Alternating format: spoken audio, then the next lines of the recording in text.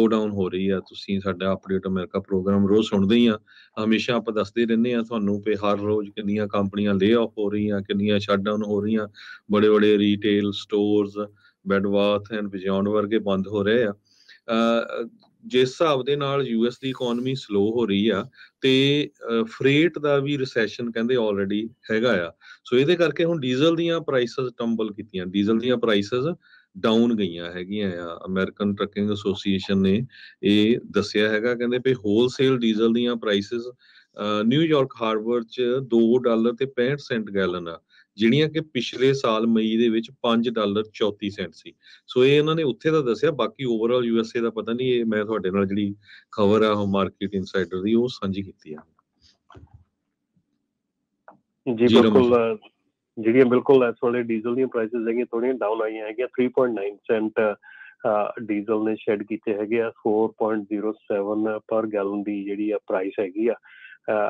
ਸੋ ਇੱਕ ਵੀਕ ਜਿਹੜਾ ਪਿਛਲਾ ਉਹ ਥੋੜਾ ਜਿਹਾ ਪਾਜ਼ ਹੋਇਆ ਸੀ, ਉਸ ਤੋਂ ਪਹਿਲਾਂ ਵੀ ਕਾਫੀ ਪ੍ਰਾਈਸ ਗਿਰਦੀ ਆ ਰਹੀ ਹੈ।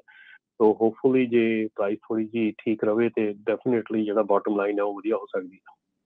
ਜੀ ਬਿਲਕੁਲ।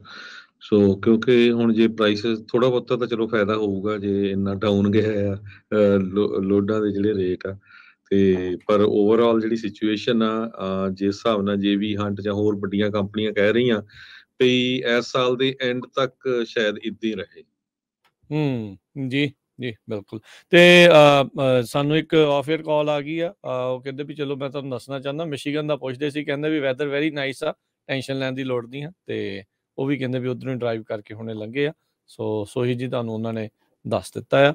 ਤੇ ਬਾਕੀ ਜੇ ਕਿਤੇ ਵੈਦਰ ਦੇ ਕੰਸਰਨ ਹੁੰਦੇ ਆ, ਜੇ ਕਿਤੇ ਹੁੰਦੀ ਆ ਤੇ ਦੱਸ ਦਿਆ ਕਰੋ, ਆਪਾਂ ਆਪਣੇ ਸਰੋਤਿਆਂ ਦੇ ਨਾਲ ਫਿਰ ਸ਼ੇਅਰ ਕਰ ਲੈਂਦੇ ਆ, ਤਾਂ ਜੋ ਜਿਹੜੇ ਟਰੈਵਲ ਕਰ ਰਹੇ ਹੁੰਦੇ ਉਹਨਾਂ ਨੂੰ ਪਤਾ ਲੱਗ ਜਾਂਦਾ ਵੀ ਇੱਥੇ ਜਿਹੜਾ ਉਹ ਧਿਆਨ ਦੇ ਨਾਲ ਚੱਲਣਾ ਆ। ਜੀ ਸੋ ਜਿਸ ਹਿਸਾਬ ਨਾਲ ਰਾਜਕਨਵੀਰ ਸਿੰਘ ਜੀ ਆਪਾਂ ਪਹਿਲਾਂ ਰਮਨ ਭਾਜੀ ਨੇ ਵੀ ਦੱਸਿਆ ਸੀ ਵੀ ਟਲੈਰੀ ਦਾ ਜਾਂ ਹੋਰ ਜਿਹੜੀਆਂ ਲੇਕਸ, ਕਿਉਂਕਿ ਜਦੋਂ ਕਿਸੇ ਨੇ ਬਾਹਰੋਂ ਦੇਖਣਾ ਕਹਿਣਾ ਵੀ ਬੜਾ ਵਧੀਆ ਮੌਸਮ ਹੈ, ਧੁੱਪ ਚੜੀ ਆ, ਕੋਈ ਰੌਲਾ ਰੱਪਾ ਨਹੀਂ, ਬੜਾ ਕਲੀਨ ਆ। ਪਰ ਜਿਸ ਹਿਸਾਬ ਦੇ ਨਾਲ ਜਿੱਦਾਂ ਜਿਹੜਾ ਹੋਰ ਕਿਤੇ ਸਟੇਟ ਤੋਂ ਆਉਂਦਾ, ਜਿੱਦਾਂ ਜਿਹੜੇ ਲੋਕਲ ਕੈਲੀਫੋਰਨੀਆ ਉਹਨਾਂ ਨੂੰ ਤਾਂ ਪਤਾ ਵੀ ਹੁਣ ਕੀ ਹੋਣ ਵਾਲਾ ਆ, ਜਿਹੜੇ ਕਿਤੇ ਹੋਰ ਕੈਨੇਡਾ ਤੋਂ ਮੰਨ ਲਓ ਆਉਂਦਾ ਜਾਂ ਹੋਰ, ਉਹਨਾਂ ਨੂੰ ਪਤਾ ਵੀ ਇੰਨੀ ਸਨੋ ਪਈ ਆ, 254% ਐਵਰੇਜ ਨਾਲੋਂ ਜ਼ਿਆਦੇ, ਤੇ 90 ਡਿਗਰੀ ਟੈਂਪਰੇਚਰ ਹੋਣਾ ਆ ਆਉਣ ਵਾਲੇ 2-3 ਦਿਨ, 99 ਤਾਈਂ ਸੌਰੀ। ਤੇ ਇੰਨਾ ਜ਼ਿਆਦਾ ਜਿਹੜਾ ਸਨੋ ਮੈਲਟ ਹੋਣੀ ਆ, ਉਹਦੇ ਨਾਲ 99 ਤਾਂ 2-3 ਵਾਰੀ ਆਲਰੇਡੀ ਫਲੱਡ ਹੋ ਚੁੱਕਾ ਹੈਗਾ, ਪਿਛਲੀ ਵਾਰੀ ਜਦੋਂ ਫਲੱਡ ਆਏ ਸੀ। ਸੋ ਹੁਣ ਹੋਰ ਚਾਂਸ ਜਿਹੜੇ ਬਣਦੇ ਜਾ ਰਹੇ ਹੈਗੇ।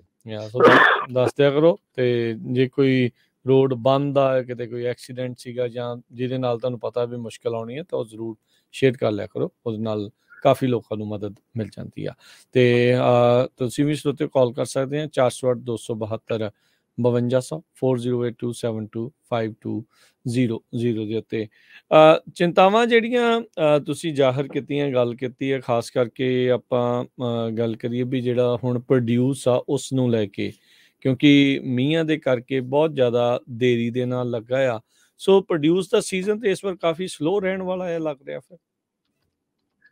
ਬਿਲਕੁਲ ਰਾਜਕਰਨ, ਇਹ ਗੱਲ ਬਿਲਕੁਲ ਸਹੀ ਹੈਗੀ ਆ ਕਿ ਜਿਹੜਾ ਇਸ ਵੇਲੇ ਸਿਚੁਏਸ਼ਨ ਹੈਗੀ ਆ ਕਾਫੀ ਮਤਲਬ ਕਿ ਸਲੋ ਰਹਿਣ ਦੀ ਆਸ ਹੈਗੀ ਆ। ਇਹ ਕੋਈ ਮਤਲਬ ਕਿ ਕਿਸੇ ਦਾ ਵੀ ਕਹਿ ਲਓ ਵੀ ਜਿੱਦਾਂ ਕਹਿੰਦੇ ਨਾ ਕਿ ਮਾਰਕੀਟ ਦਾ ਵੀ ਕਸੂਰ ਨਹੀਂ ਹੈਗਾ, ਤਾਂ ਨੇਚਰ ਆ, ਨੇਚਰ ਦੇ ਨਾਲ ਤੁਸੀਂ ਕੁਛ ਵੀ ਨਹੀਂ ਕਰ ਸਕਦੇ ਹੈਗੇ।